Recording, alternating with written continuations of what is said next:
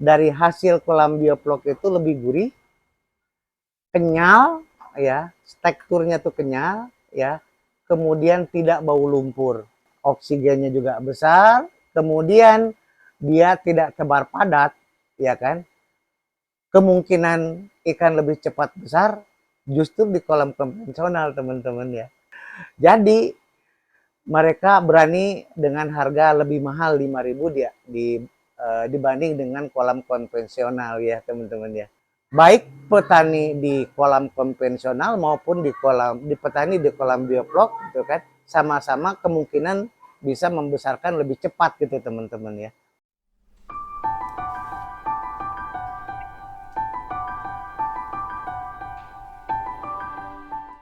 Bismillahirrahmanirrahim. Assalamualaikum warahmatullahi wabarakatuh. Selamat sore teman-teman. Jumpa kembali dengan channel Nandang Ali. Channelnya tutorial motivasi dan inspirasi dari halaman rumah yang disulap jadi kolam ikan, teman-teman ya.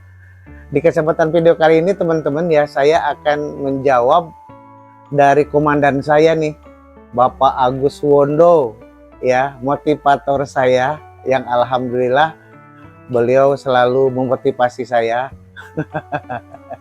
Teman-teman, termasuk ini menyuruh konten ini, teman-teman. Ada 4 pertanyaan beliau, teman-teman ya, kaitannya dengan perbandingan antara kolam bioflok dengan kolam konvensional ya, teman-teman ya. Yang pertama, rasanya beda ya. Kemudian yang kedua, besarnya juga beda. Kemudian harganya. Dan yang keempat, bagaimana dengan pembesarannya, lama atau cepatnya gitu loh, teman-teman ya. Ikutin teman-teman, ini menarik ya. Menarik membandingkan ya kolam bioflok dengan kolam konvensional ditinjau dari proses dan hasilnya gitu, teman-teman ya. Mohon subscribe bagi yang belum, like, komen, serta lonceng notifikasi agar teman-teman bisa ngikuti video-video saya selanjutnya. Teman, kita bahas satu persatu ya. Yang pertama mengenai rasanya yang beda. Jadi bedanya ini teman-teman ya, dari hasil kolam bioflok itu lebih gurih, kenyal ya, teksturnya tuh kenyal ya, kemudian tidak bau lumpur karena memang bukan di kolam tanah, teman-teman ya. Teman-teman bisa lihat sendiri ya kan, ya kolam-kolam bioflok kan kebanyakan ya kecil-kecil begini. Kalau tidak di fiber, ember, drum, ada juga yang pakai terpal kan, teman-teman ya. Ya rata-rata kecil-kecil lah, tidak seluas yang di kolam tanah itu kan, teman-teman ya. Ya, apa yang membuat ya ikan itu lebih gurih dan kenyal, teman-teman? Jawabannya karena dia makan bioflok, teman-teman ya. Makanan bioflok itu jawabannya. Oke teman-teman ya, sekarang yang kedua ya. Gimana pertanyaannya? Besarnya. Oh, besarnya ya. Kalau besarannya tidak bisa digeneralisir, teman-teman ya, tergantung.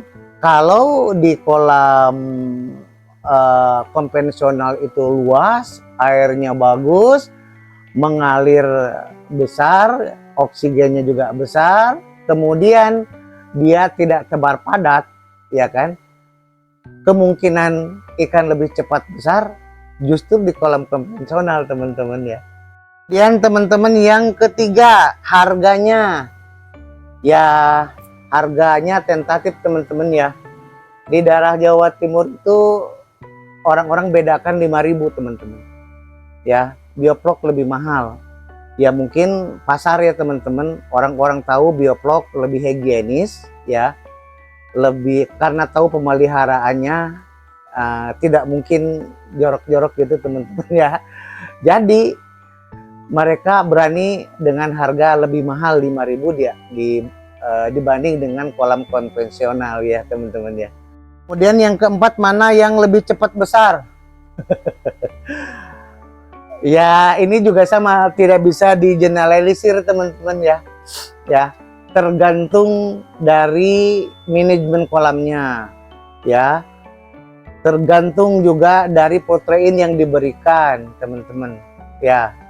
Jadi banyak faktor X-nya ya. Jadi kalau mau di konvensional ataupun di kolam bioflok gitu kan, ya kalau memang targetnya misalnya 4 bulan gitu kan bisa, ya kan.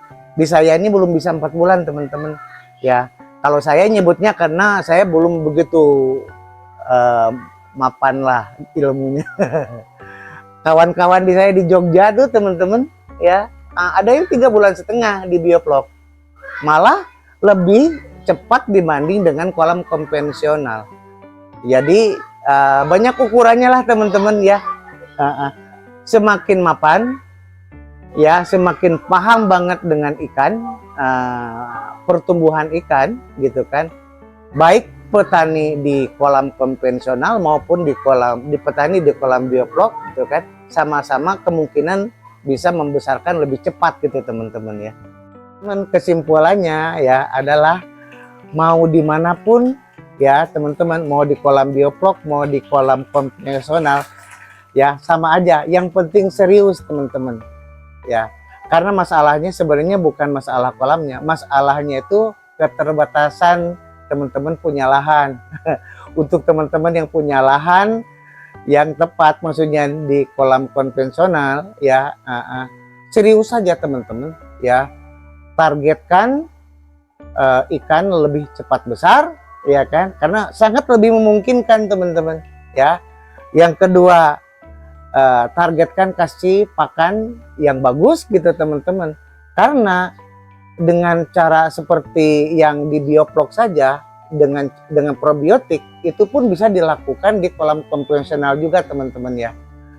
Jadi gitu ya, yang penting serius ya. Kita akan mengejar ya, baik dari sisi percepatan panen, kemudian dari kualitas, kemudian dari rasa gitu kan, kita kejar teman-teman ya. Sehingga ya nanti akan konsisten kita tuh terus bisnis di ikan ini ya, sampai memang targetnya ya besar gitu teman-teman ya. Kalau bisa menjadi kaya raya dari ikan ya teman-teman ya.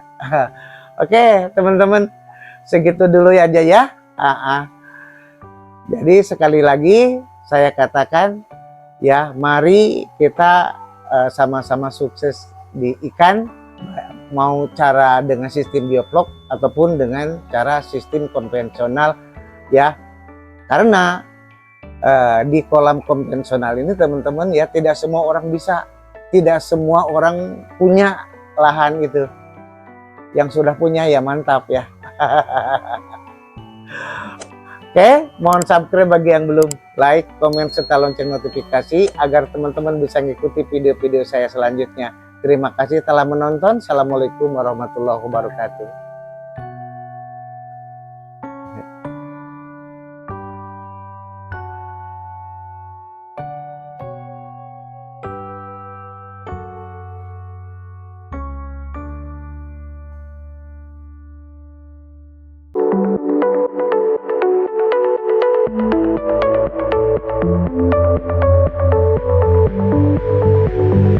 Thank you.